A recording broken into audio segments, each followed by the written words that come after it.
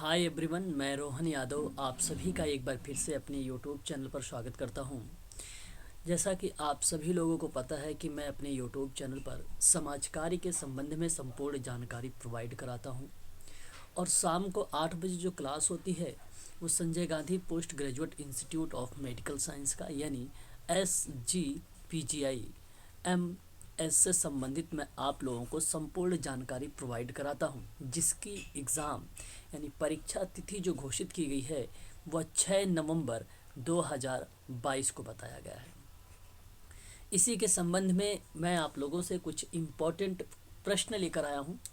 आप सभी लोग इस प्रश्नों को ध्यानपूर्वक देखें और इसके संबंध में फैक्ट के रूप में आप नोट्स भी बना सकते हैं। तो पहला प्रश्न हमारे सामने ये है कि वर स्टेहन क्या होता है। अगर हम समाज कार्य में बात करें, वर स्टेहन का मतलब होता है समझ। यहाँ ऑप्शन नंबर आपका बी सही माना जाएगा। यहाँ जो मेडिकल सोशल वर्क में जो शब्द यूज़ होता है वर स्टेहन, वो बेसिकली समझ के लिए यूज होता है। ऑप्शन नंबर आपका यहाँ पर बी करेक्ट माना जाएगा।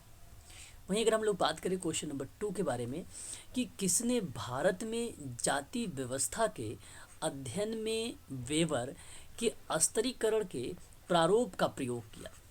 तो किसने भारत में जाति व्यवस्था अध्ययन करने के दौरान पर जो मैक्स वेबर हैं उनके स्तरीकरण का जो प्रारूप है वह किसने यूज में लाया था।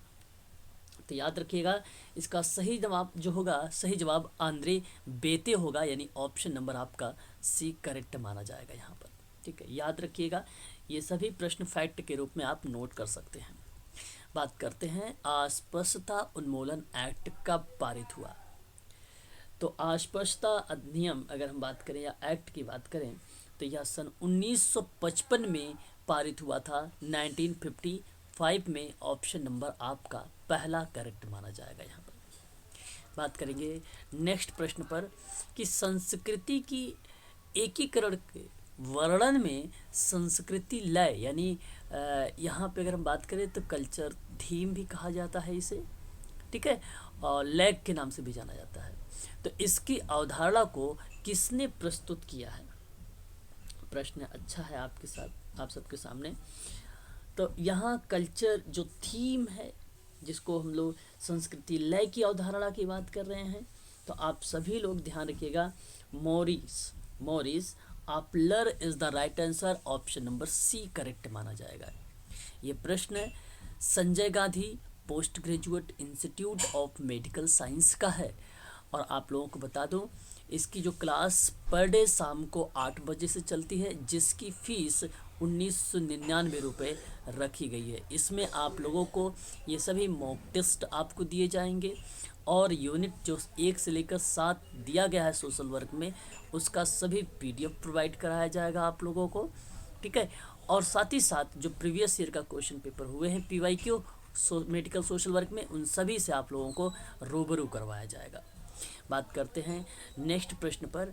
प्रश्न हमारे सामने है, कह रहा है कि सामाजिक वर्ग, परिस्थिति समूह, आयु एवं यौन समूह, भीड़ आदि का उदाहरण कौन सा है। तो आप लोगों को मैं बता दूं, जो अर्ध समूह होता है, जो अर्ध समूह होता है ऑप्शन नंबर डी, वहाँ सामाजिक वर्ग, परिस्थिति समूह और आयु एवं यौन समूह और भीड़ आदि का उदाहरण माना जाता है। ऑप्शन नंबर आपका डी करेक्ट यहाँ पर माना जाएगा। बात करेंगे नेक्स्ट सवाल पर कि सामाजिक संरचना के विश्लेषक में भूमिका का आंतरिक संरचना की अवधारणा को किसने प्रतिपादित किया है। अच्छा सवाल आपके सामने यहाँ पर कि सामाजिक संरचना के विश्लेषण में भूमिका की आंतरिक संरचना की अवधारणा को किसने प्रतिपादित किया है। तो SF Nadal is the right answer. Option number आप डी देखिए, डी आपका करेक्ट माना जाएगा। ध्यान रखिएगा, आप एक एक पॉइंट को नोट करिएगा और वन लीनियर के रूप में इसको रखिएगा याद। किसने कहा है कि जब एक वर्ग पूर्णतः अनुवांशिकता पर आधारित हो जाता है तो उसे हम जाति कहते हैं। ये किस विद्वान के द्वारा स्टेटमेंट बताई गई है कि जब एक वर्ण पूर्णतः अनुवांशिकता पर आधारित हो जाता है तो वह हम जाति कहते हैं उसे, और वहाँ नाम बन जाएगा C H Cooley. C H Cooley is the right answer, option number C. ठीक है, Charles Horton Cooley is the right answer, option number C correct माना जाएगा। बात करेंगे नेक्स्ट सवाल के बारे में कि स्तरीकरण के अध्ययन का प्रतिष्ठात्मक उपागम। ध्यान रखिएगा, ये भी सवाल इम्पोर्टेंट है। स्तरीकरण के अध्ययन का प्रतिष्ठात्मक जो उपागम है, इसका सही जवाब क्या माना जाएगा? तो यहाँ पर लायड वार्नर के साथ is the right answer, option number आपका बी करेक्ट माना जाएगा कि इनके साथ स्तरीकरण के अध्ययन का प्रतिष्ठात्मक उपागम लाया गया, और ऑप्शन नंबर आपका बी सही माना जाएगा यहाँ पर क्वेश्चन नंबर।